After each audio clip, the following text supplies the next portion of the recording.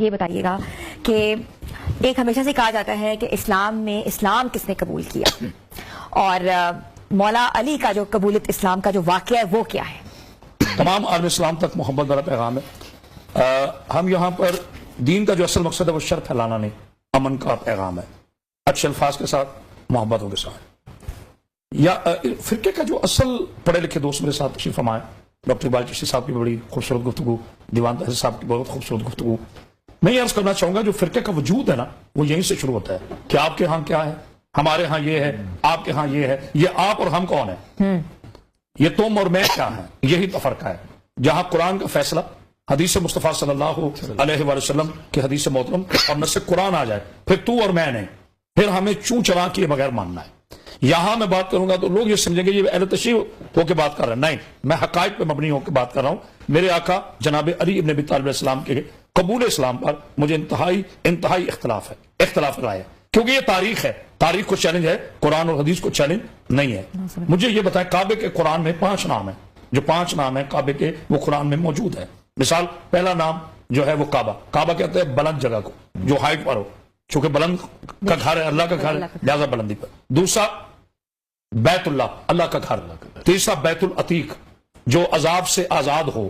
چوتھا قبلہ جس کی طرف رخ عبادت کی جائے، اور تمام محدثین مفسرین اس بات پر اتفاق ہے کہ بیت الحرم حرمت والا گھر جہاں مشرک کا داخلہ منع ہو، جہاں ایک لمحے کا مشرک داخل نہ ہو سکے، اسے بیت الحرم کہتے ہیں۔ تو میرا 10 بدستہ سوال ہے، اگر جناب علی علیہ السلام کوئی مکہ کے عام مولود تھے یا بچے تھے یا نعوذ باللہ نقل کفر نباشت وہ مسلمان نہیں تھے، تو صاحبان درود کے گھر میں کسی صاحب کلمہ کا نہ ہونا آنا کیسا؟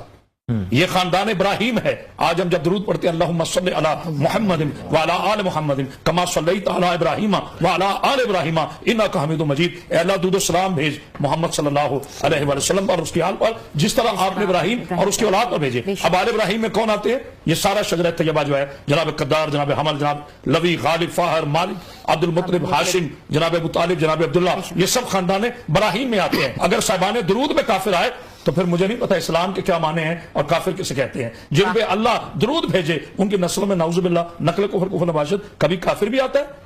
یہ تو وہ والی بات ہوئی کہ اسلام نے اسلام قبول کیا، جس کو آتے ہی میرا رسول منہ میں زبان دے دے، پھر وہ 10 سال بڑا تک نعوذ باللہ من ذالک، تاریخ کہتی ہے 10 سال کی عمر تھی جب جناب علی علیہ السلام نے دعوت ذوالعشیر میں اسلام قبول کیا۔ تو میرے نبی کا لعاب چوسنے کے بعد میرے نبی کو وہی ہے نا کہ اگر لعاب اقدس، صحابہ کرام نے لکھا اپنی کتابوں میں اور سیاستہ کی کتابوں میں موجود ہے کہ صحابہ کرام جب کنویں کھودے کڑوے نکلے، حضور نے اپنا لعاب ڈالا، وہ کڑوے پانی میٹھے ہو گئے۔ یہ حضور کے لعاب کا کمال نہیں بتا رہا، ویسے دلیل پیش کر رہا ہوں۔ آپ کا لعاب تو بہت افضل ہے، تو جس کے دہن اقدس میں میرا نبی زبان اتار دے، اس کے بعد 10 سال تک نعوذ باللہ حضرت علی علیہ السلام مسلمان بنے، کل ایمان نے بھی اسلام قبول کیا، صاحب ولایت نے بھی اسلام قبول کیا، تاجدار ولایت نے اسلام قبول کیا۔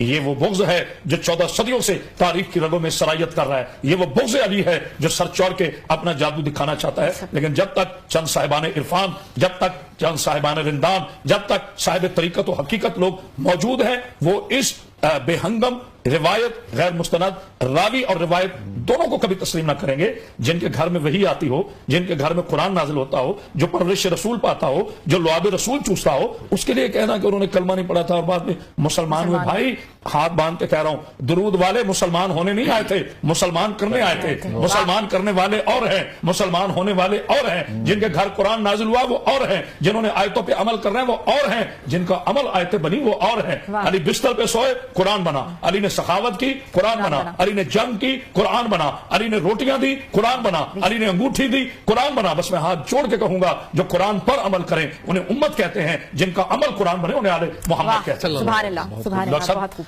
حضرت علی کو جس